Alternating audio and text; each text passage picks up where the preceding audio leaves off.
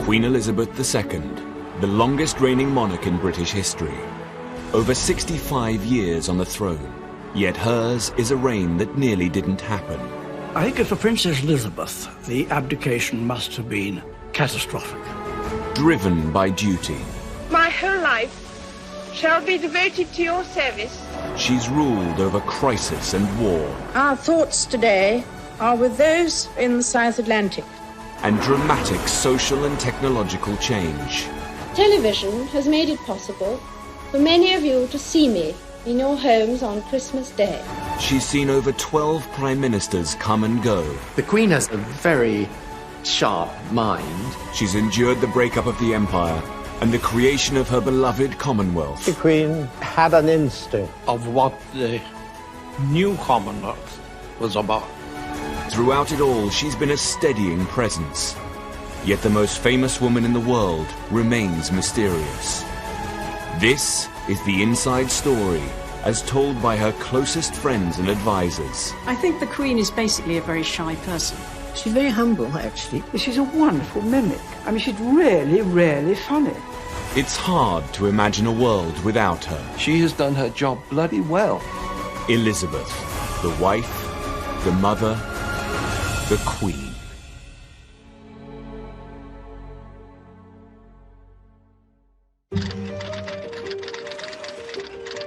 In the late 1950s, prosperity and technology was transforming the world and expanding our horizons. All over Britain, people were embracing new possibilities and moving with the times. Meanwhile, the monarchy seemed stuck in the past. My husband and I... The Queen still moved in an insular world, laden with old-fashioned tradition and formality. She needed to change. People were beginning to question not the monarchy itself, but the way it was presented, the way it was maintained, the form it was taking. And it needed to be sort of brought up to date. The Queen is, by instinct, conservative with a small c. She accepts that change must come, but wishes to be quite certain it's necessary before she goes along with it. The palace wrestled with the issue of how to show the Queen in a more modern light. And a solution seemed to present itself in the cutting-edge medium of television. 4 years previously, the young Queen had been reluctant to let it into her coronation. But by 1957, television had become universal, and its influence over our lives inescapable. We all had television, and we all loved it, and we discussed what was on, and, it was a completely different world, and it changed overnight. The Queen had little choice but to fight her natural instincts and embrace the technology. It was decided her TV debut would be the 1957 Christmas message. Those closest to her remember it well. Happy Christmas. The Queen described it as nerve-wracking, but she was in good hands, and she was in her own setting, and they moved the furniture around a bit. It must have been quite daunting, because you don't know how you're going to react. And there's not much you can do about it if it comes out badly. The broadcast was produced by the BBC's Peter Dimmock. My father had asked the Queen if she would use a teleprompter, but she declined because she felt it was much more natural when she was speaking to the nation to speak to them directly without using one. Prince Philip was very much holding her hand in throughout all of this. The Queen was rather nervous, and Prince Philip must also have known that she was rather nervous. He stood behind the camera and made encouraging faces at her, not ridiculous faces, which encouraged her to relax and smile. The broadcast was transmitted from Sandringham House at 3 o'clock on Christmas Day, 1957. 25 years ago, my grandfather broadcast the first of these Christmas messages. Today is another landmark, because television has made it possible for many of you to see me in your homes on Christmas Day. There was the Christmas tree, and there were the corgis, and there was all that sort of stuff, fine, to make an atmosphere of relaxation. But the voice was always, sort of hemmed in. There was a little sort of feeling of claustrophobia about it. One longed for it to open out and it didn't. In the old days, the monarch led his soldiers on the battlefield, and his leadership at all times was close and personal. One can feel the strain when she's doing this broadcast. She's not sitting back and enjoying it. I cannot lead you into battle, but I can do something else. I can give you my heart. She's got an aura of aloofness about her, which I think is probably slight self-defense. She has never found communication with the public easy. It doesn't come naturally to her. She's not a sort of glad-hander and a natural chatter-up. And so I wish you all, young and old, wherever you may be, all the fun and enjoyment and the peace of a very happy Christmas. Rather than make the Queen appear current, the broadcast had emphasized a feeling that the Queen was remote and out of touch. The palace's plan to show a more modern Queen had backfired. And that wasn't all. In the same year, the Queen's general manner had come under fire in a very pointed magazine article. Personality conveyed by the utterances which are put into her mouth is that of a priggish schoolgirl, captain of the hockey team, a prefect, and a recent candidate for confirmation. The article whipped up a media storm and became national news. The cutting words had been written by Lord Altrincham, a pillar of the establishment. Most of her speeches would greatly benefit from being more natural. All I would like to see is the Queen's own character coming through. The effect will be terrific. The effect at the moment is, frankly, not terrific. The magazine article caused massive outrage from royalists. Lord Altrincham became a figure of hate and was physically attacked on camera. But in society at large, a less deferential attitude towards the monarchy was emerging. If the court is wrong, or if the setup is wrong, or if the functioning of the monarchy is wrong, you have no choice, much as you may dislike having to do it. You have no choice but to criticize the boss. In the 1960s, television was emerging as a powerful tool to reach out to people, but its effect could be unpredictable, especially for a woman who was so naturally shy. It was a lesson the Queen would not forget in a hurry. The 1960s was a defining decade for Britain. It began to free itself from the shackles of conservatism and embraced a new era of individuality and freedom. The stiff and cautious Christmas broadcast had revealed the gulf between Queen and country. Happy Christmas. It was a concern thrown into stark relief by the very modern behaviour of the Queen's younger sister. Princess Margaret and her closest friends seemed to revel in the changing times. Princess Margaret was the height of fashion, the most exciting, glamorous person in the royal family, without doubt. Dazzling person. If she hadn't been a princess, she would have been on stage. We dressed her up as Brunhilde and Mae West. She was a wonderful Mae West. Some of the things she did, rather boring, actually. And so it was a relief for her to let her hair done. The Queen was always more, of course, soberly dressed. She's a very, very serious person. She and Princess Margaret are totally different characters. Couldn't be more different, really. Nor could their choice of husbands have been more different. The Queen picked a minor royal with military experience.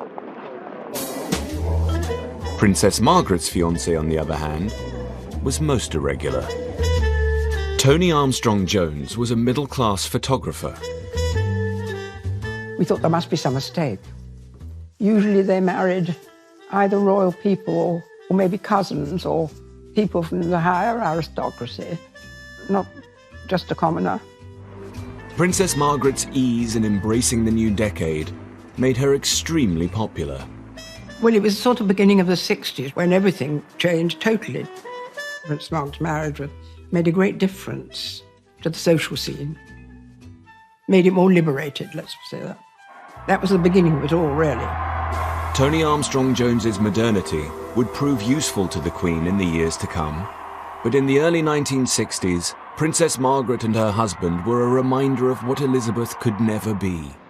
Elizabeth bore the burden of being queen and restricted by royal protocol.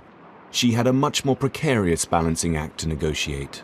Changing of times must be a challenge for any part of the establishment. God, if it gets really out of date and out of touch, then it ceases to be relevant.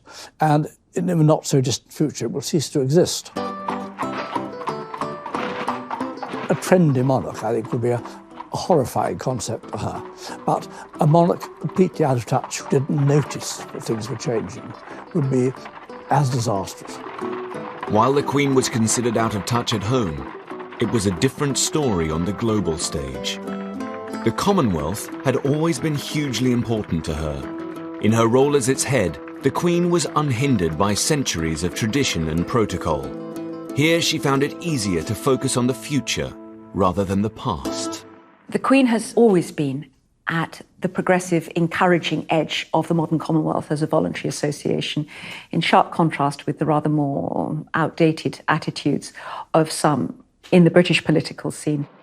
Including her Prime Minister, Harold Macmillan. Harold Macmillan may have talked about the winds of change. She knew they were blowing.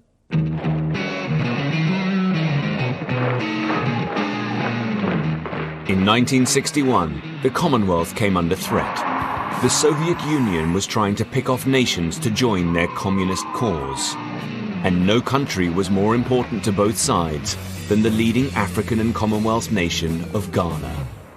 There was considerable concern that the Soviet Union might acquire predominant influence in Ghana, which, after all, was seen as, from British perspective, a showcase of successful transition to independence, a strong and vibrant nation under a charismatic leader who had extraordinary influence across Africa. The Queen's priority was to visit Ghana in person. There she could exert her own form of soft power over its leader, President Kwame Nkrumah, to make sure he stayed within her beloved Commonwealth and didn't join the Soviet cause. Sonny Ramphel was Commonwealth Secretary-General. The Queen had an instinct, a real understanding of what the new Commonwealth was about. She wanted to be a real part of the Commonwealth. To do that, you had to be seen, you had to mix, you had to mingle. But just weeks before the Queen's visit, violent opposition and unrest was brewing in Ghana. The Queen was due, and the idea was to prevent her coming and to say that the country was unstable. They resorted to terrorism. The government discussed cancelling the Queen's trip, but she was adamant she must go.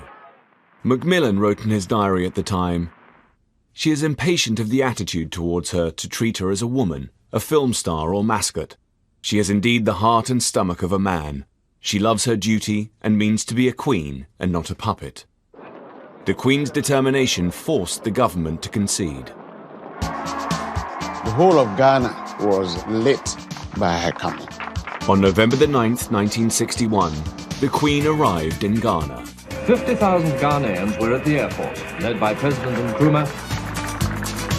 There was, of course, the Ghana Army. Put up an impressive parade. It was big. Up to that point, she'd been a mythical figure to me.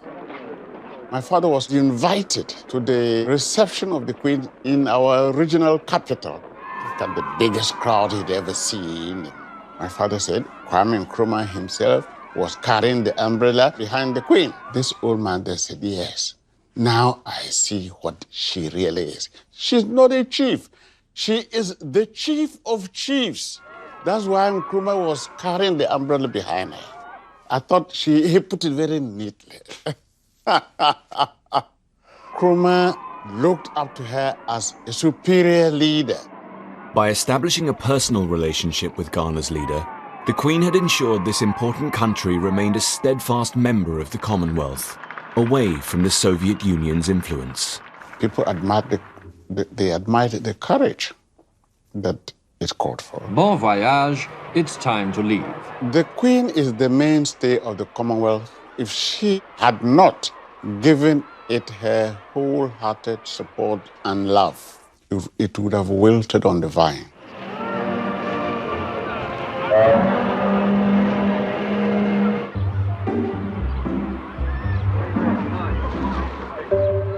Back at home, the Queen found herself ruling a country undergoing its own political upheaval. Throughout her reign, she'd held weekly audiences with her prime ministers, and so far they'd been conservative and aristocratic. Then, in 1964, after 13 years of Tory rule, Harold Wilson had led the Labour Party to victory.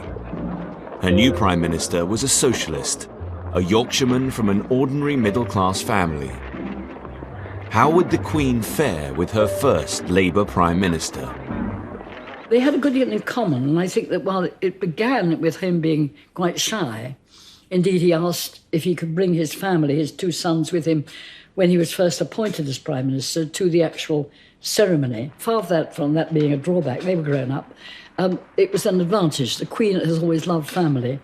And that meant that Harold and she had an immediate basis for, as it were, having a relationship, a friendship with one another.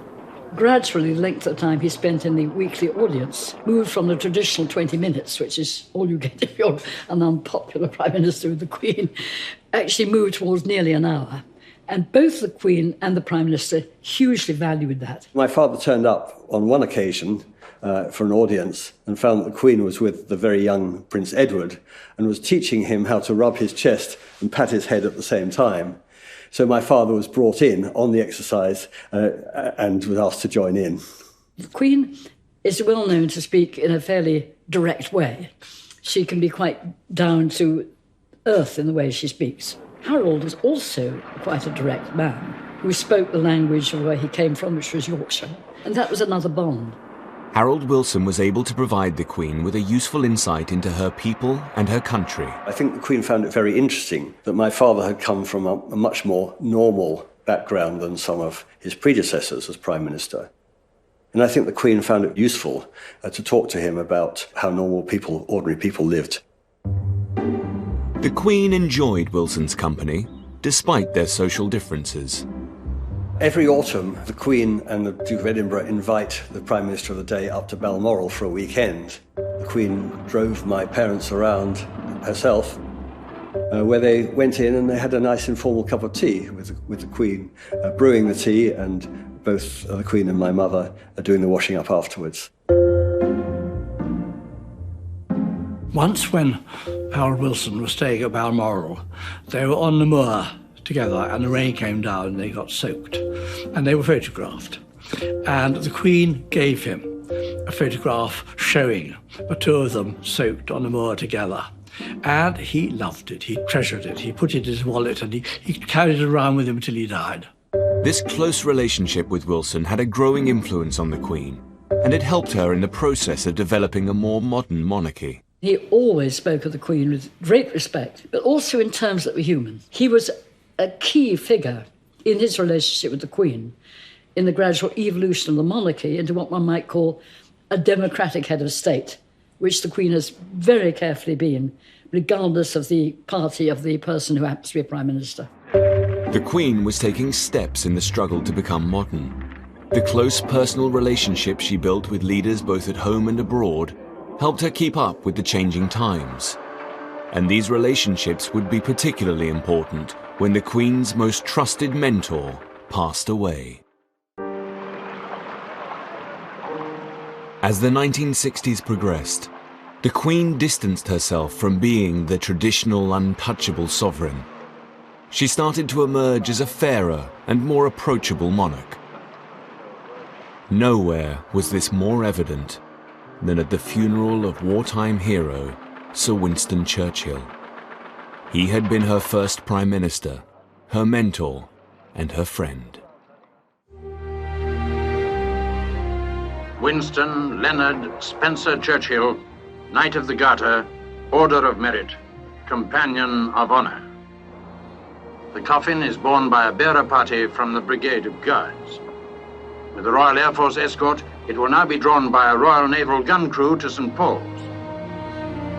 Sir Nicholas Soames, Churchill's grandson, was at the funeral. My grandfather unreservedly worshipped. He loved the Queen. He really loved her. He'd been a figure in her life since she was a child, since she was a very small child. All her life, really. And then he was her first Prime Minister. The procession starts when Big Ben strikes 10:15.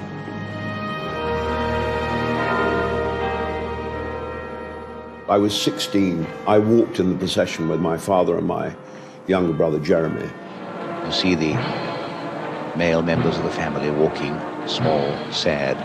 The Queen was obviously very sad and very moved by his death, and also a tremendous reminder of her father and what they'd been through together in the war. It was the end of an era. This funeral was a very special funeral. It was a state funeral, and the leaders from all over the world came. State funerals are usually only staged for monarchs, so one for the Prime Minister would be a rare chance for the Queen to publicly pay her respects. Yes, it was a strange sensation. He's gone. Something has stopped. Anthony Mather was head of the bearer party that carried Churchill's coffin.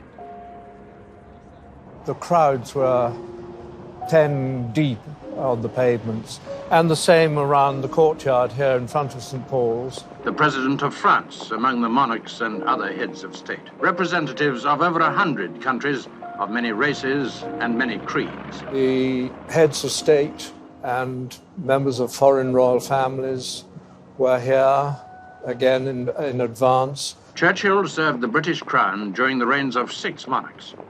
The close bond between the royal family and their most faithful servant is at the very heart of this ceremony today. The Queen will normally arrive last at any event and will usually leave first. This occasion, it was different. She arrived before the coffin and before the Churchill family, and indeed left after both of them. The Queen had made the decision to put her royal privilege aside and bestowed the honour of arriving last to Churchill's family and his coffin. The Queen waives her right to be the last to enter. This privilege is accorded to the Churchill family. It is absolutely exceptional, if not unique, for the Queen to grant precedence to anyone. So for her to arrive before the coffin was, before my grandfather, was in itself, I think, a beautiful and very touching gesture.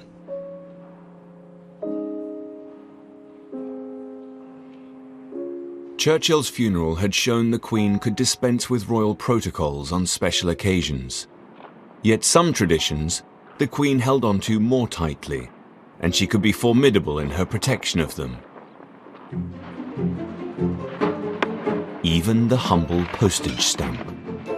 When anti-monarchist Tony Benn became Postmaster General, he launched an appeal for a new set of stamp designs. It was an exciting prospect for young designers of the time, like David Gentleman. I wrote saying that they should have more interesting subjects, and also that they should have no Queen's head. I'd already discovered that fitting the Queen's head on was a really ticklish problem. It would be better left off. The Queen's head on the stamps, which some of the designers objected to because it took up so much of the space of the stamp for their own art to be pushed into the corners.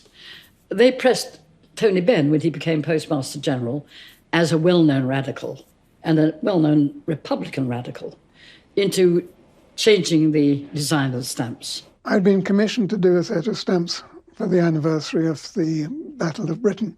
The key thing about this is that only one of them has the Queen's head on it. When the post office heard about it, it was absolutely aghast. Yet Tony Benn wasn't deterred. He was sure he could persuade the Queen to break this 120-year-old tradition. Tony Benn was going to have an audience with the Queen anyway about stamps in general, and he took my designs along with him. Normally a Postmaster General will get 5 minutes, shake hands, show the stamps and disappear. But I took the Gentleman album with me, and she was on a chair, and I stood on the floor, and I opened this, and she'd never seen them before, of course. The Queen genuinely rather liked Tony Benn. He's a very attractive character. But I think she undoubtedly felt that he was a somewhat dangerous one, a slightly maverick figure, and viewed with some suspicion any idea which he was identified with. She looked respectfully at the designs he put that Tony Benn spread out all over the floor around her, because he was relieved to discover that the Queen was quite happy with the idea of reading the designs from off the floor and not from a carefully arranged portfolio. And so he was very happy. He left the palace in a euphoric state of mind, thinking that he had won this great battle. Well, he hadn't. So I said, oh, thank you so much. They leave the album. I said, I don't think I will. So I took it away. The time it took me to get from Buckingham Palace to Monmouth again, the palace had rung number 10. Number 10 had rung my department and told me it couldn't be done. Tony Benn had seriously underestimated the Queen's readiness to change this particular tradition.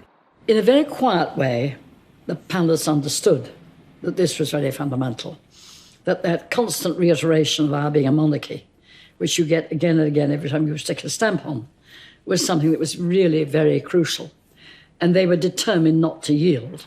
But the Queen, as the person who actually saw her minister, in this case Tony Benn, was not prepared to be put in a position of saying no to an elected government. What then happened brilliantly, I think, was a very clever compromise. The silhouette of the Queen's face, or the Queen's profile, which now appears on all our stamps, sometimes in black, sometimes in gold, but always there, very small, but clearly present. Since then, the design of British stamp has been fantastic. The Queen understood the importance of royal symbols. Yet her role wasn't only symbolic. As an increasingly modern Queen, there were times when a more personal approach was needed. Never more so than during a national disaster. Death is no stranger to the mining communities of Wales. They've had to make a place for it in their philosophy.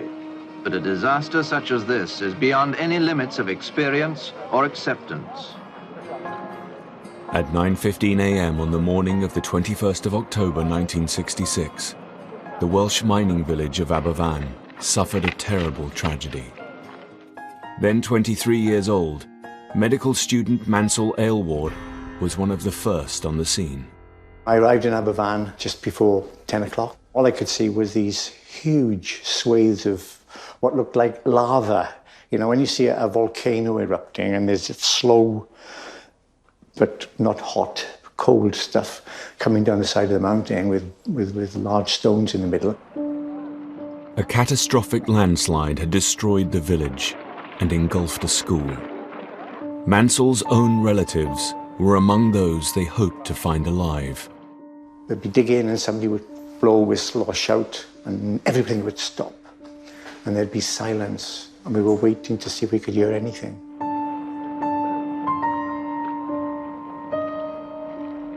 A shout went out that they'd made a cavity into one of the classrooms. So I got in and we expected, therefore, we will find people who are alive.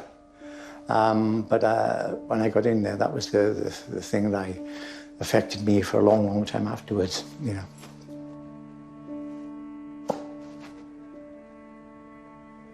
I still feel that.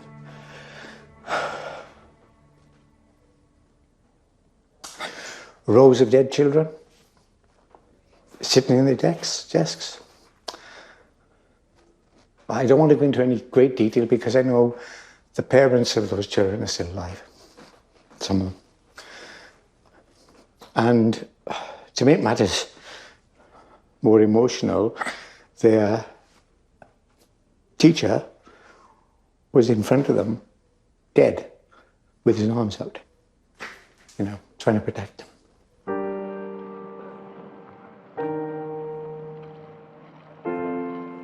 Still kept on as if, you know, we were still going to try and find people alive. And didn't happen. 116 children and 28 adults died. The whole country was in shock. Prince Philip visited Aberfan the following day, but there was a feeling that the Queen's presence was needed. The Queen's closest advisers and friends remember she had felt incredibly torn. The Queen's motives were absolutely the best. She did not want to go there and distract the attention of those who were still trying to find living children under this awful mudslide. Because nobody doubts how she would be feeling. And if you'd lost a child and she suddenly appeared, you wouldn't appreciate it really, would you? I don't think I would, anyway. The Queen was also struggling to manage her own emotions. She seems in some way to feel things too strongly, as if she'd rather run away from it. If you're Queen, you have to be able to contain yourself. I mean, we can all burst into tears whenever we feel like it, however embarrassing it is, but that's something they simply cannot do. Is that inherent in her nature? Is it something she has cultivated along with the stiff upper lip? We know that she has talked to friends about her words being inadequate in a really tragic situation like that. It must be impossible. I don't know how they do it, frankly, because they have emotions like we all do. It must be very, very hard. 8 days after the disaster, the Queen visited the destroyed village. Mansell's cousin had died in the school, and he had just attended the funeral. She arrived in a car, and the people were just, they weren't lying in the streets in the sense of, they were just there, and the rubble was still there, and the damage was still there. I was very near. She looked very somber and sober. Aloof, perhaps, to some extent. As she moved along, there was this young girl who presented her with flowers. It seemed to me that her demeanour changed. When she saw that little girl and she took the flowers, even though it was perhaps only a matter of seconds, she looked very, very distressed. Aberfan affected the Queen very deeply, I think, when she went there. It was one of the few occasions in which she shed tears in public.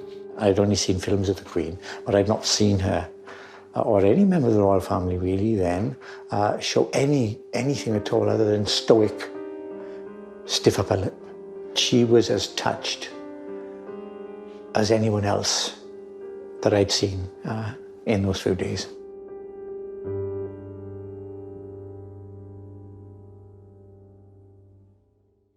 I think she felt in hindsight that she might have gone there a little earlier. It was a sort of lesson for us all that you have the need to show sympathy and to be there on the spot, which I think people craved from her. Showing her human side at Aberfan had made the Queen seem less remote. A more open monarchy was going to be the way forward.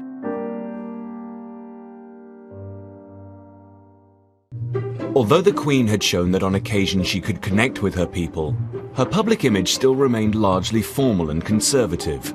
It was an impression her advisers became determined to change. And by the late 1960s, it became clear to most of them that their most powerful tool would be the press. Well, Richard Colville was the first press secretary that the Queen had. And I think it's probably true to say that he and the press didn't always altogether get on.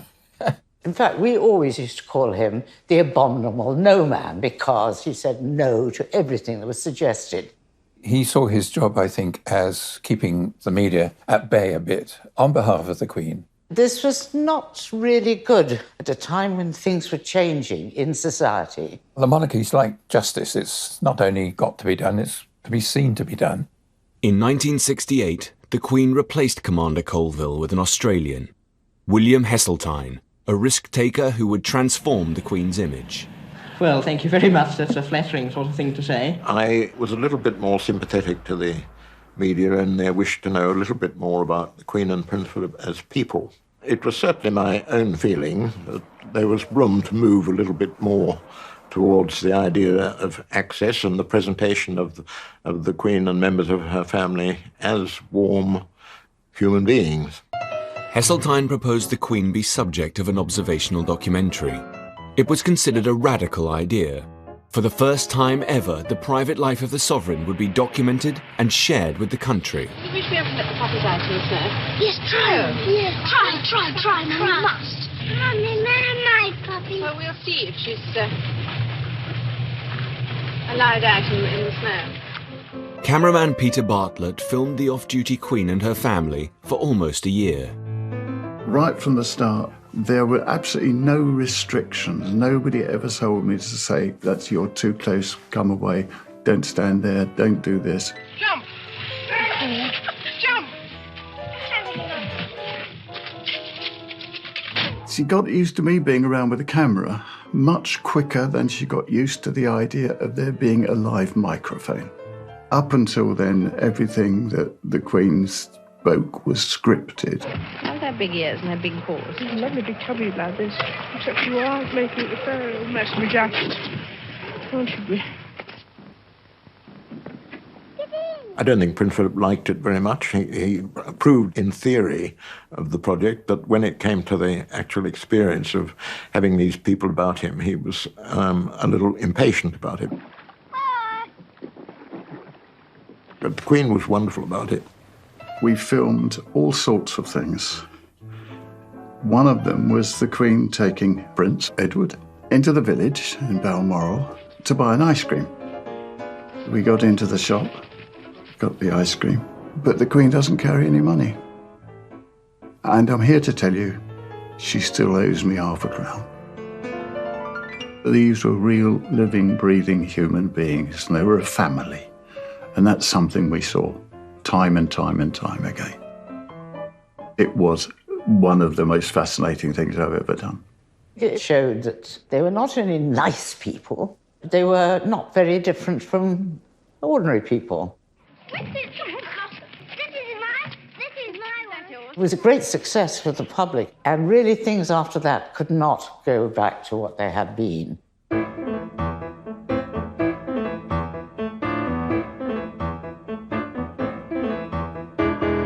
But the documentary was not a great success with the old guard of royalists. With monarchs, you want to feel there's a mystique, there's a mystery, there's something above all that, you know. And I don't necessarily want to see them barbecuing sausages or flicking away mosquitoes. That's not what monarchs do. I mean, I know they do, but if you see what I mean, they don't. And so I was really against the film, and I don't think it was a good idea. And looking back on it, I still don't think it was a good idea. I was never allowed to forget it. There were 3 private secretaries who were senior to me in the royal household, and I think to a man they were very wary of what was going on and pulled the reins in on me from time to time. I think he really knows it better than anybody. The documentary was never aired again at the palace's request, and the doors to the Queen's private life were firmly shut. I think Rose hang out on the programme. Anybody else company carrots?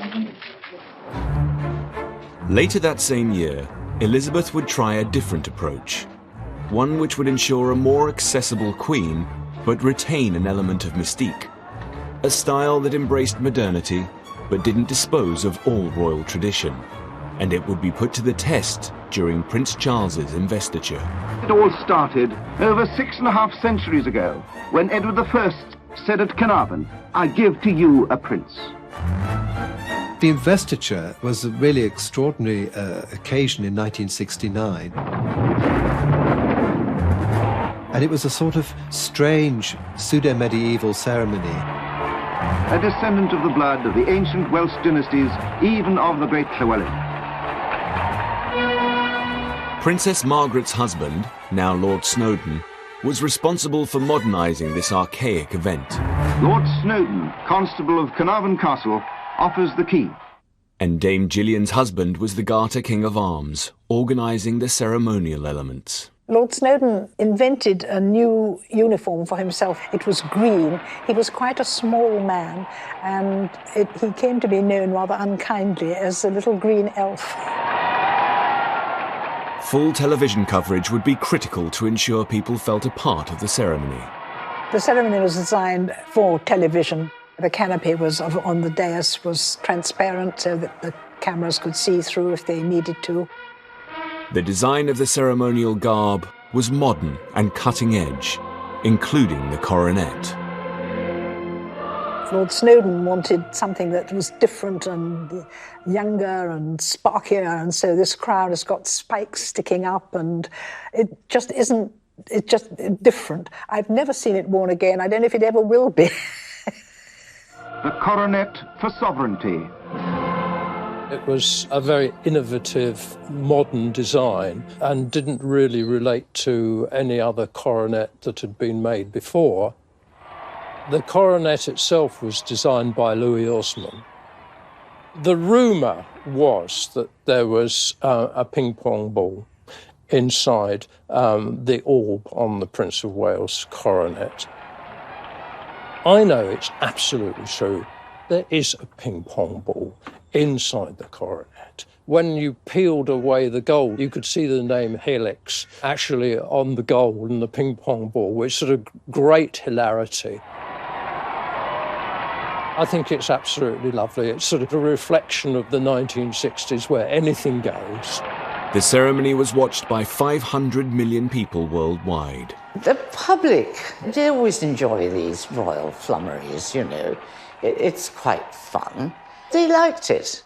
In a way, it was important that the royals did that because it did make ordinary people feel part of something bigger than themselves. And what does this all mean? Is it just an out-of-date, meaningless formality, or has something important happened? It was wonderful. It was exciting, it was stimulating, it was fun, and it was a mixture of the old world and the new. Still at Carnarvon, it has been an impressive and a moving day. Although the Queen's previous attempts to connect with her public had been met with varying levels of success, the investiture was a victory. I thought it was wonderful. It brought out the great romance of Wales. It did an immense amount of good to the monarchy, and it was a tremendous success. In the 1970s, Britain was going through tough times. The winter of our discontent. The days of the Empire were long over. Even the gravediggers went on strike. And Britain was no longer the global superpower. We were just one of many. I think people are getting to a stage of feeling a failure after having been such a great power in their own right. The Queen would have to play a part in leading the country through this turmoil and help establish a new, more positive Britain. But as she approached 50, her popularity was waning. The problem for a monarch is that everyone likes a very young, glamorous monarch. Everyone likes a very old, supposedly wise monarch. But there's a period in between in which people get rather bored of the monarchy. But in the 1970s, being glamorous was not the Queen's priority. It was to provide the country with a sense of stability. She would start in 1972 by showing her support for Britain's entry into the European community with a visit to France. From Paris, it was en temps cordial all the way of the fleet visit by Her Majesty the Queen and Duke of Edinburgh. With the European common market just around the corner, the tour should cement our trade and friendship even more. Yet throughout her 5-day visit to Paris, the Queen had another, more personal matter on her mind. Her uncle, the Duke of Windsor, was dying from throat cancer. Confined to his home in Paris, he was hooked up to drips and bedbound. The Queen would visit the Windsors' home to say a final goodbye. But first, she had to make small talk with the woman reviled by many in her family. She called in and had tea with the Duchess of Windsor. The dogs jumped up, which rather annoyed the Queen because the Queen doesn't like badly behaved dogs. And they talked about anything and everything except the one thing that was on everybody's minds: the poor man dying in his room upstairs. Riddled with cancer, the Duke's strength was fading. The Queen went up to see the Duke of Windsor. With great difficulty, he rose from the chair to give his bow, because after all, she was his queen now, as well as his niece, and it meant a great deal to him that she paid him this final courtesy. The Queen made as many reconciliations with the Duke as she possibly could under the very difficult circumstances. 10 days after the Queen's visit, the man who almost destroyed the monarchy died. It was the end of one of the most difficult chapters in royal history. The Duke's body was flown back to Britain. In a special RAF flight from France, a VC-10 brings the Duke of Windsor's body. 2 days later, Wallis, the Duchess of Windsor, arrived in a frail state in London for the funeral. Her presence would have to be managed with extreme care. The American divorcee had been the reason the Duke had abdicated 36 years ago, leaving the Queen's ill-prepared father to take over as king. Elizabeth's mother had never forgiven either the Duke or the Duchess. There was always going to be a bit of ill feeling, I think, as Queen Elizabeth, the Queen Mother, was concerned. It suited her very well, I think, to consider that the Duchess of Windsor had sort of stolen the king and that she was a very evil woman. Overcome with grief and all alone, the Duchess was in a fragile state, and the Queen stepped in to ease the situation. It wasn't, of course, easy because they didn't really know her, and the Duchess was very nervous of the whole business of coming over. She was so kind, the Queen. She is so kind. She looked after her and had her stay with her at Buckingham Palace and made sure that she was happy and comfortable and had the food she wanted and things like that. Hugo Vickers was amongst the mourners at the Duke's funeral, where the Duchess was extremely distressed. The Queen was very solicitous to the Duchess and helped her find her place in the hymn book and so forth, and generally looked after her during the service. She made it as easy as possible. More than that, the Queen soothed old tensions and brought her mother and the Duchess together. When the Duke of Windsor was being buried, the royal family went down with the Duchess of Windsor, and Queen Mother came as well. She wasn't meant to originally, but she decided to come, which is a huge, huge reconciliation. The Queen went even further and asked the Duchess for her final wish. After he'd been put into his grave, the Queen asked, which side of him do you want to be buried on? On one side of the grave, there is a plane tree, and the Duchess thought, well, I was always rather in his shadow during my lifetime, so that would be the side for me.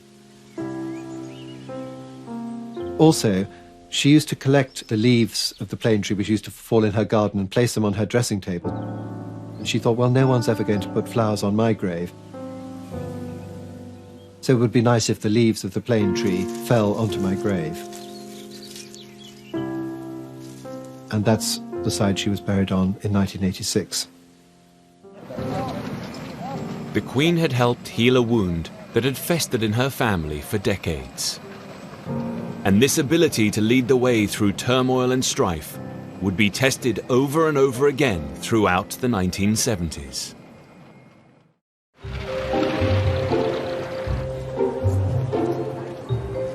By the 1970s, Elizabeth had been Queen for almost 20 years. She was well versed in opening buildings, meeting officials, and avoiding controversy. When you think of some of the events she's had to sit through, hours on end, that takes some doing. I thought when I was private secretary arranging the programs, sometimes one ought to build in a small spontaneous disaster, because she so enjoyed it when something went slightly wrong in the course of the day's event. There was an occasion in Papua New Guinea. The Queen had arrived with the usual formalities. The local MP was dressed in PNG fashion in a few feathers and not very much else. And he got up to speak and he couldn't see his notes. What those who were seated behind him could see was that his bare and rather sweaty bottom had attracted all the notes, and there they were, firmly attached to his person while he looked about for them. And that was the sort of incident that appealed to her very much. Back in Britain, the Queen had a lot more to worry about than the odd mishap by a foreign dignitary. And whilst she navigated her way through this difficult decade with care, her husband was, unfortunately, less cautious. Queen Elizabeth has not had a pay raise for nearly 18 years. Is that creating an awkward situation, sir? Very. We're going to the Red Levy next year. I should probably have to give up photo finish and this is like that. Poor old Prince Philip. He knows what he's doing. He's not stupid. But there is something in him which simply can't resist saying something outrageous. I think it was one of Prince Philip's throwaway remarks to stress the Queen, probably more than any other suggestion could have done. Somebody's got to do the job. The Queen wasn't the only one upset by Prince Philip's comments. His reference to royal hardship was met by public furore. When Prince Philip comes along and says he'll have to engage in the supreme hardship of doing without his polo, it really is more than I can bear. In contrast to the rest of the country, there was a feeling that the Queen had it all. In 1971, Britain's housing was dilapidated, yet the Queen enjoyed living in a choice of 5 grand homes. Jobs were lost and companies went bust, while the Queen travelled the world in private jets and boats. People particularly disliked the royal train. Funded by the taxpayer, it was seen as an expensive luxury. Mr. Mellis, how long have you been the royal chef on the train? Over 12 years. How many trips is that? Good gracious, I couldn't tell you. I mean, this is rather a lot. Nick Edwards shows us around the Queen's carriage, which she used until 1977. He's in charge of maintaining the royal train's high standards to this day. One of the last things I do before we get to the departure station is to make sure the train's been dressed properly. The Duke of Edinburgh is an old W.H. Smith road atlas to see where he's travelling on the train. And finally we make sure the temperature's okay. The Queen likes it quite high, and the Duke of Edinburgh likes it a bit slightly lower, and the Prince of Wales likes it very cold. The Queen's old carriage was both comfortable and functional. So we go into the coach, make sure the sleeping and bathing accommodation set up. This will be the only time that we go into the Queen's accommodation, just to make sure it's done correctly. Hot water bottles, fans, etc. Into the bathroom accommodation, toiletries, making sure everything's clean and tidy, anything that's required, tissues, etc. The royal train was the Queen's favourite way to travel around Britain. She liked not being in too much of a hurry. And of course, if you're on the train, nobody can get at you. And for those close to her, it was an extraordinary experience. One of my own experiences of travelling on the royal train was of actually having my first and only bath on a moving train. So there's a confession. For the public, the royal train, with its custom-built carriages, dedicated staff and meticulous preparations, was an indulgent luxury, which they were paying for. The people of Britain have paid for the running of the monarch's household, close family and official duties for the past 200 years. This money is called the civil list and is set at the beginning of the monarch's reign. In 1952, Parliament decided that Her Majesty should have a sum of £475,000. Since then, the cost of living index has indicated a huge increase in all costs. By the 1970s, the Queen was struggling. The civil list had been hit hard by inflation. The cost of everything in the country in those 20 years had gone up enormously. By 1971, the Queen's finances had reached crisis point. And to continue in her role as head of state, she reluctantly went to Parliament to ask for an increase to the civil list. Neither the palace nor the government liked going back to Parliament for more money for the civil list. It didn't go down well. A cross-party select committee was set up to look into the matter. Well, it was a political hot potato. It was a thing that needed to be shepherded through quite gently. Some MPs were appalled and described the request as the most insensitive and brazen pay claim made in the last 200 years. There ought to be a cost-benefit analysis of the royal family expenditure and income. Since a civil list was a civil list, it's always been for the duration of the reign, however long. Thank you both very much. The inquiry would become the biggest investigation into the value of the monarchy of the Queen's entire reign. A 264-page report was compiled. the public needed to be convinced that this wasn't just a pay rise to the Queen. It was money that was spent on public duties that the Queen performed in the national interest and not private fripperies. And so, without any fuss or bother, the palace showed them the books, as it were. How much was spent on entertaining, visiting heads of state? How much was spent on travelling around Britain? All the sorts of things that you see being done. Everyday expenses, you might say, absolutely essential. Including £1,455 on newspapers and £7,217 on laundry. There had never been such detailed exposure of the way in which money provided under the civil list was used. This really was a groundbreaking exercise. After 6 months of deliberation, Parliament agreed to increase the civil list to £980,000.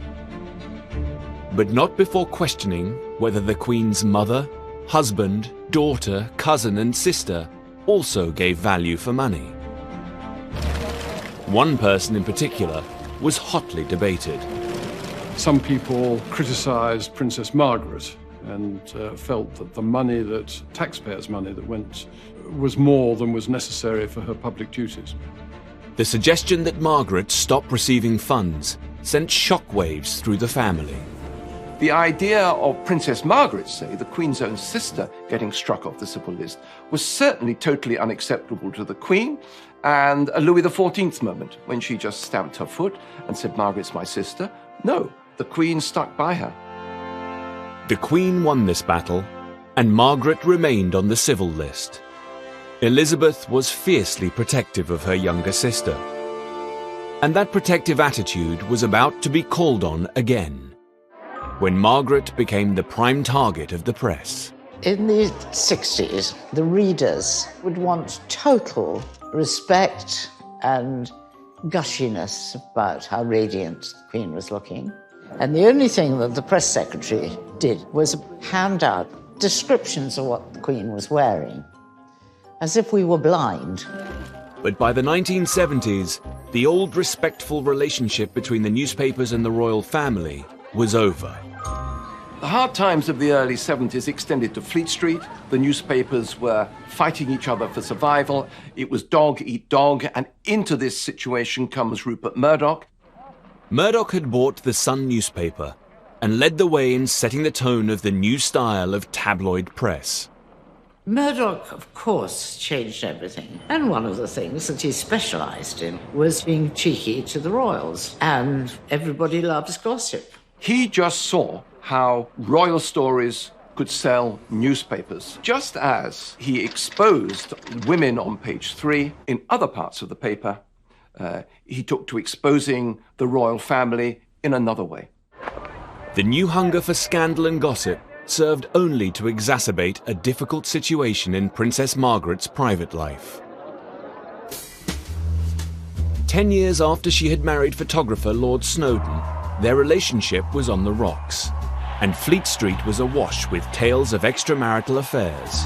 People knew all about the rumours of her having affairs, and it was partly because she looked like a woman who'd be having affairs. But there is always denial. What did she say about the rumors? We didn't talk about that at all. Not at all. It was very awkward for the Queen. She realised that Princess Margaret's marriage was pretty difficult. And so she sort of stepped in. Children used to go and stay with her a lot and did our best to make it better for Princess Margaret, I think. The situation became increasingly difficult when Lady Glenconner and her husband introduced Margaret to a man 17 years her junior, Roddy Llewellyn. I remember being on the doorstep when Colin drove back, and Princess Margaret and Roddy were sitting in the back seat, more or less holding hands, and I thought, heavens, what have we done? Roddy Llewellyn was a nice, dim gardener, but he came from quite a good family. Anyway, she was having it off with him. In an effort to keep their affair under wraps, Margaret and Roddy spent time together on the private Caribbean island of Mustique. It was her bolt hole, let's say. You know, she adored it and went there whenever she could. It was like a house party, and there was always some exciting thing going on. She was centre of attention there. There were quite a lot of young men hanging about. But by the mid-1970s, a new breed of Murdoch-inspired photographer found a way onto the island. Suddenly, it's paparazzi, it's celebrity culture. And in the celebrity culture, the pop stars and the actresses, the royal family are the biggest game of all. So what you really want if you're a newspaper editor is you really want a picture of a royal in a compromising position, because that is going to triple, quadruple your circulation. On February the 22nd, 1976, the News of the World published a picture of Princess Margaret cavorting with Roddy Llewellyn. This photograph of her with a younger man on a Caribbean island, soaking up the sun, apparently as lovers at a time when the rest of Britain is suffering 3-day weeks and that sort of thing. It was a game-changing moment. It did produce a rather a press frenzy, as it were. And I think that must have been very difficult for them.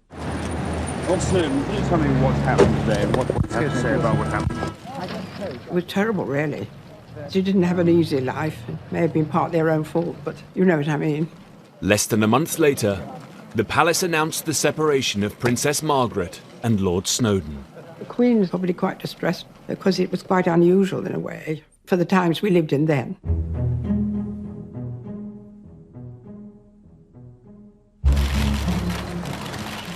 Princess Margaret's love life had been a matter of distress for the royal family right back to the 50s.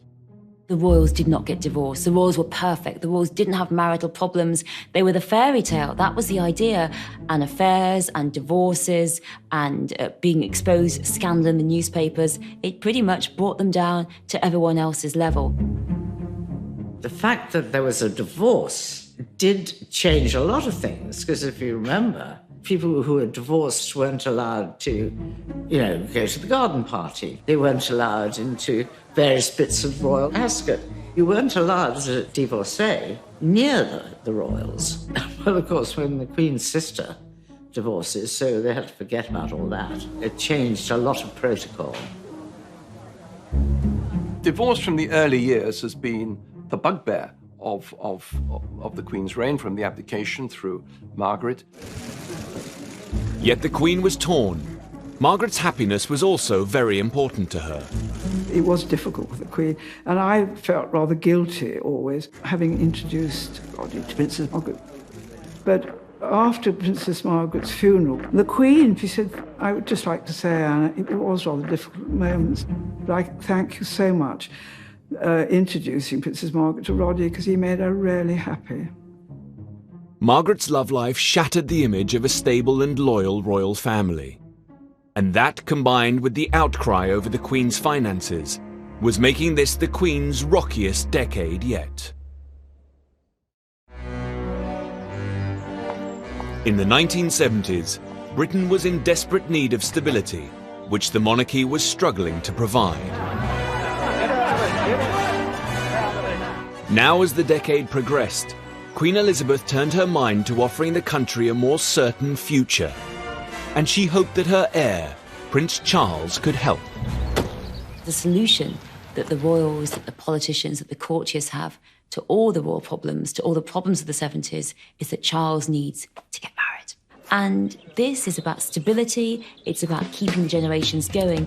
Well, Prince Charles had made himself a bit of a hostage to fortune because he had speculated that about 30 would be quite a good time to be getting married.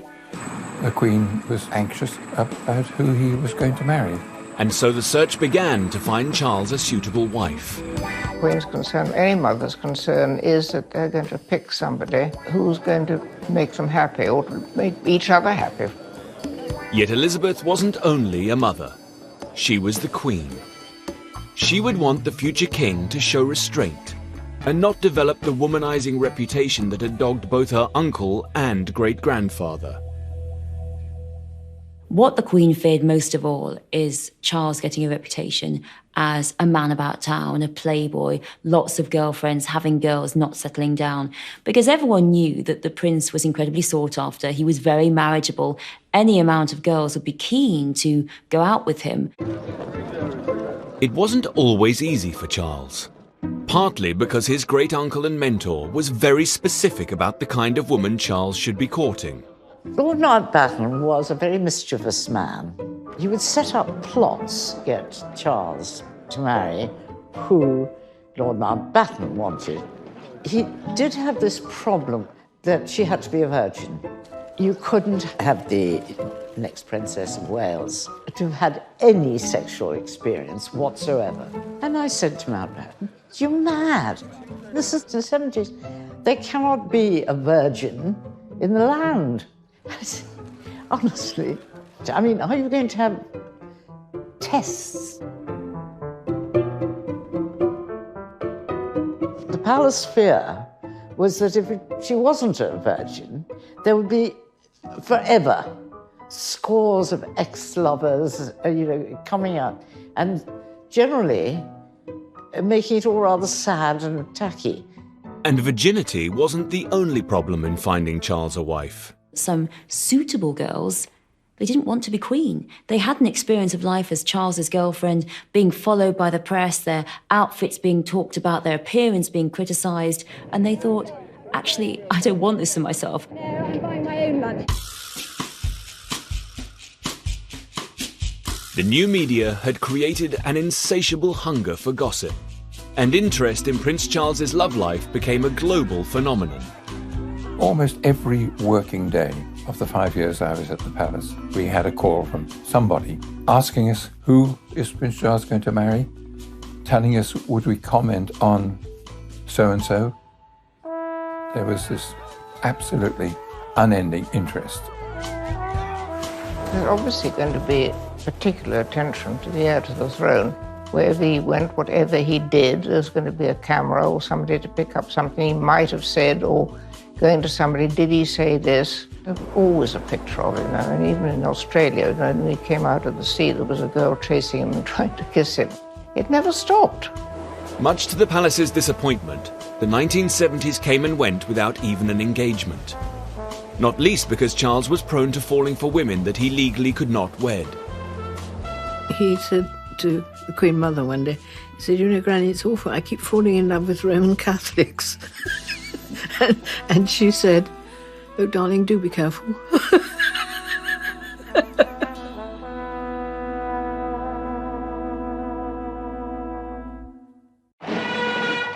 Unable to use her heir's marriage to provide Britain with a more certain future, the Queen fought harder than ever to help calm what was an increasingly divided country. And that involved avoiding at all costs getting embroiled in the country's political struggle.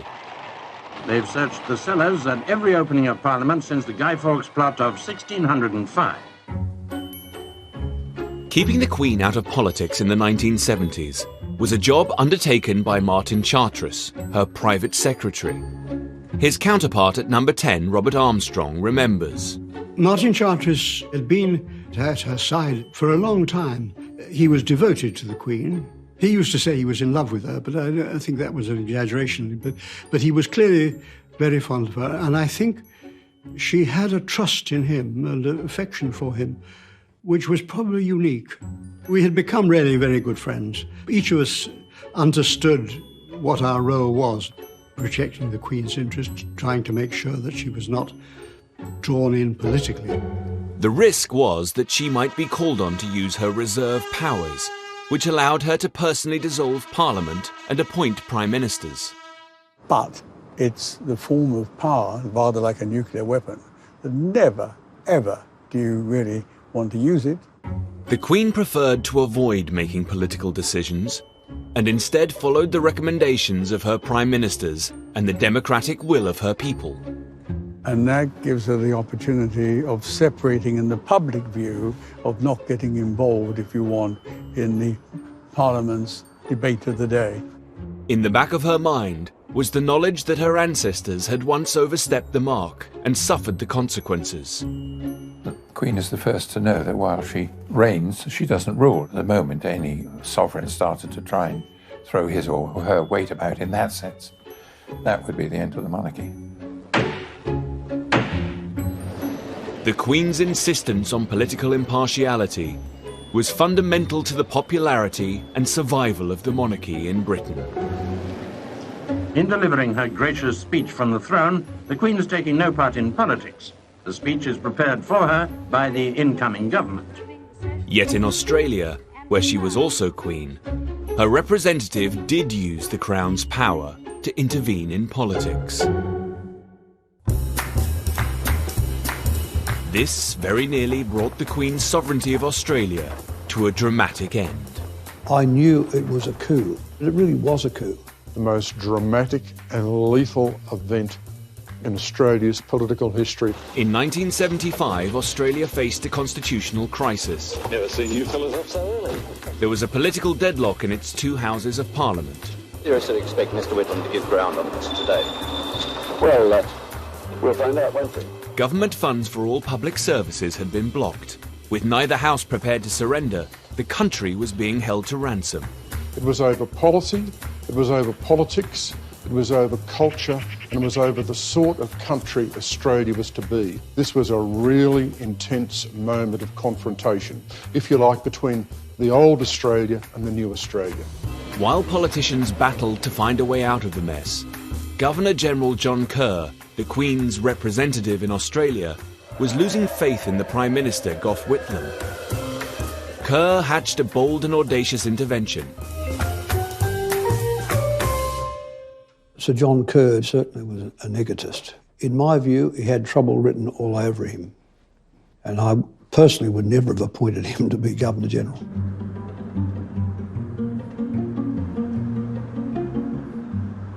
This is the Prime Minister's office. Mid-morning on the 11th of November 1975, Gough Whitlam, sitting at that desk, rang Government House, spoke to the Governor-General, Sir John Kerr, informed the Governor-General that he wanted an appointment to resolve the crisis. Meanwhile, on the other side of the lake, at Government House, Kerr's plans have reached a very advanced stage to sack the Prime Minister. The documents are all being prepared. This is a constitutional ambush. I was with Gough Whitlam and Kerr the last time they saw each other in a happy way, and they were having a great old time, guffawing and laughing. There was no warning for Whitlam. Kerr broke all the conventions. Whitlam goes to Government House. Kerr, on the table in the study, has face down the dismissal letter. Kerr hands Whitlam the letter and gives Whitlam the greatest shock of his political life, the body blow that terminates his prime ministership, not at the hands of the people, but at the hands of the Governor-General through use of the Crown's powers. Kerr had personally sacked Whitlam and appointed a man he believed could solve the crisis, opposition leader Malcolm Fraser.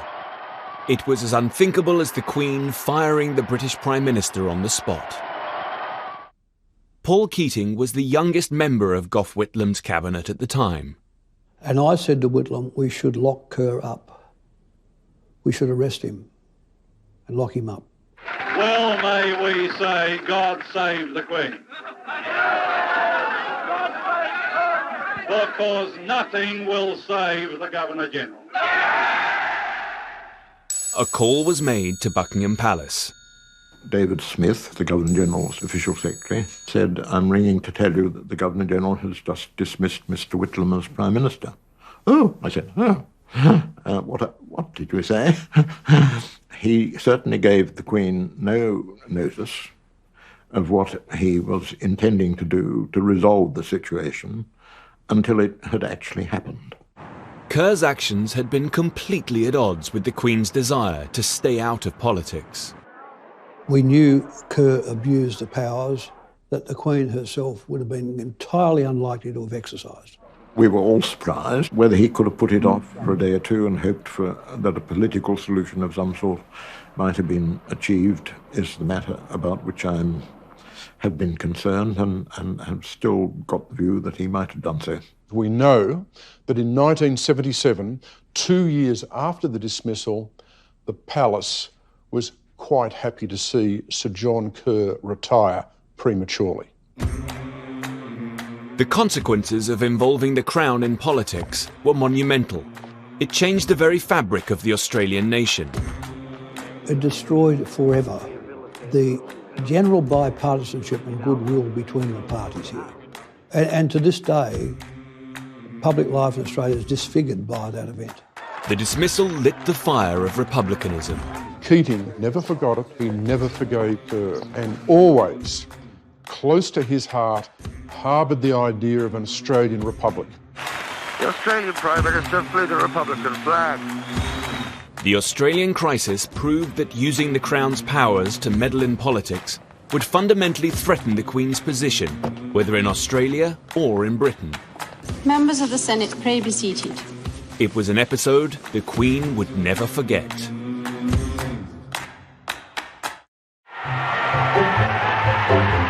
The golden day for the Silver Jubilee. In 1935, the Queen's grandfather, George V, had enjoyed a jubilant year celebrating the 25th anniversary of his reign. But in 1975, as Elizabeth approached her own Silver Jubilee, Britain was still in the midst of a recession. This was not a time for lavish festivity. The feeling was that the Queen's reign should be marked by a single day of modest ritual. The Queen herself was very anxious there should not be any undue expenditure on it. Jim Callaghan, who was the Prime Minister at the time, took the same view that, of course, there had to be some marking of it, some celebration of it, but not at too great an expense. Then in 1975, the Evening Standard published a letter that turned the tide.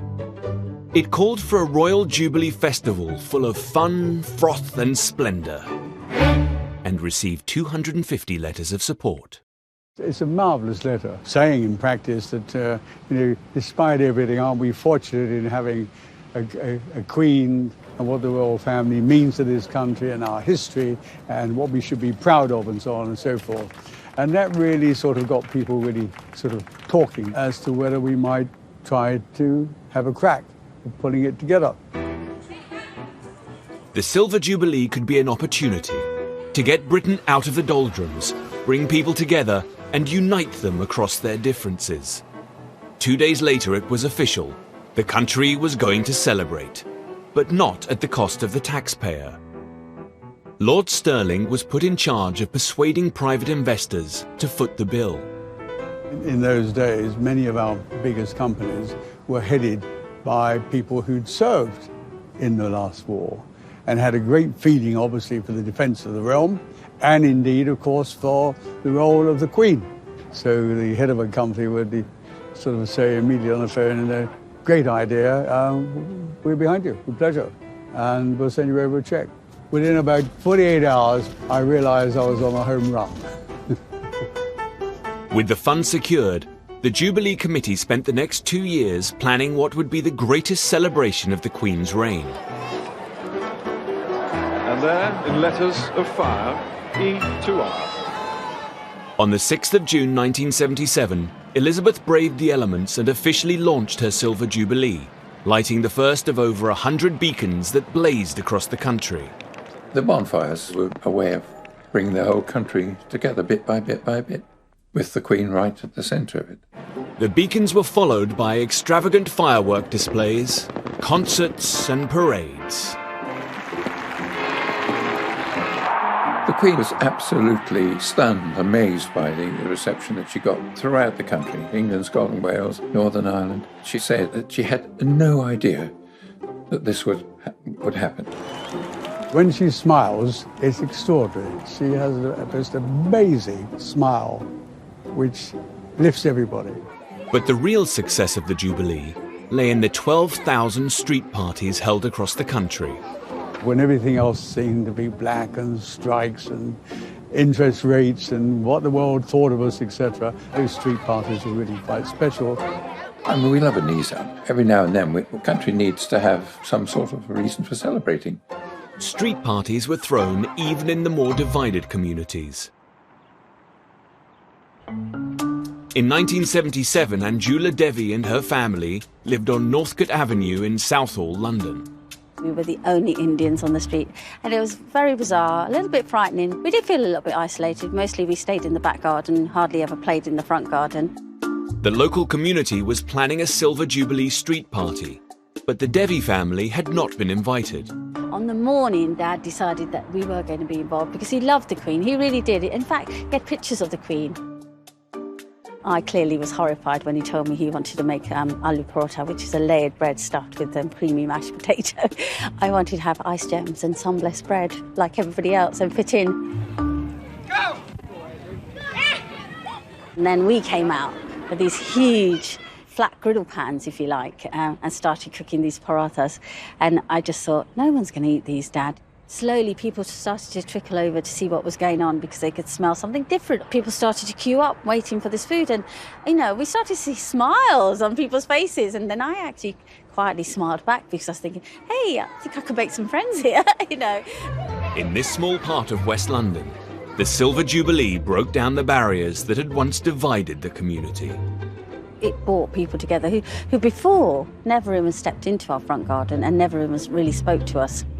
We became a community after Queen's Jubilee. All the children started to play together. And certainly to this day, it's remarkable that the children are actually my brother's best friends now. That says a lot, doesn't it?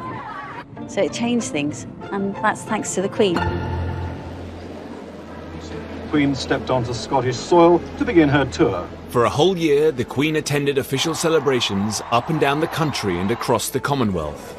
The Queen obviously loves it all, the excitement, the feeling of contact.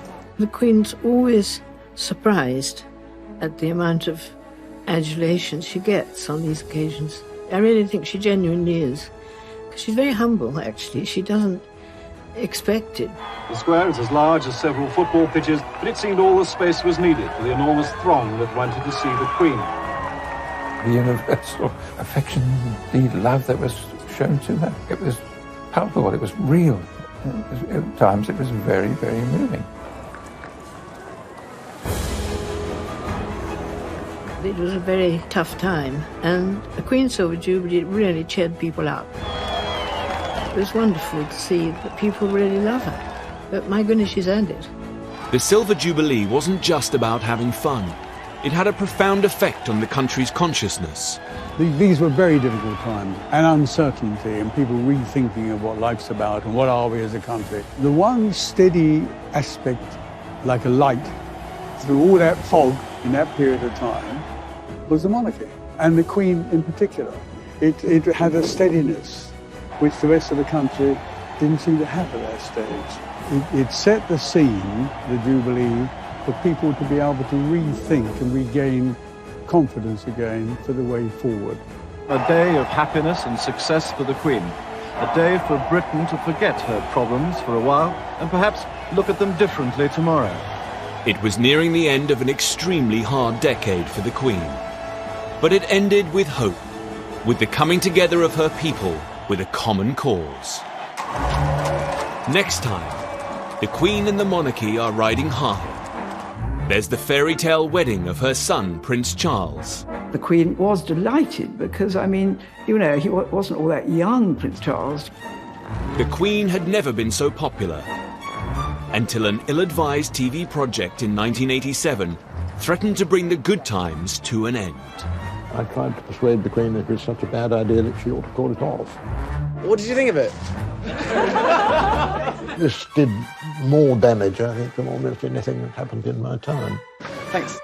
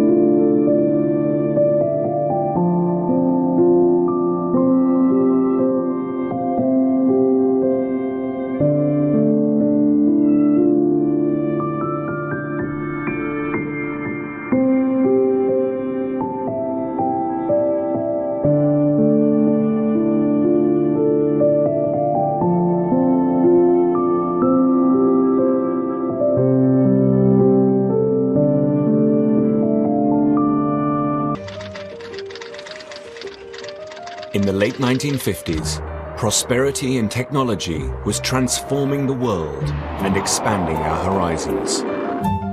All over Britain, people were embracing new possibilities and moving with the times. Meanwhile, the monarchy seemed stuck in the past. My husband and I. The Queen still moved in an insular world, laden with old-fashioned tradition and formality. She needed to change. People were beginning to question not the monarchy itself, but the way it was presented, the way it was maintained, the form it was taking. And it needed to be sort of brought up to date. The Queen is, by instinct, conservative with a small c. She accepts that change must come, but wishes to be quite certain it's necessary before she goes along with it. The palace wrestled with the issue of how to show the Queen in a more modern light. And a solution seemed to present itself in the cutting-edge medium of television. 4 years previously, the young Queen had been reluctant to let it into her coronation. But by 1957, television had become universal, and its influence over our lives inescapable. We all have television, and we all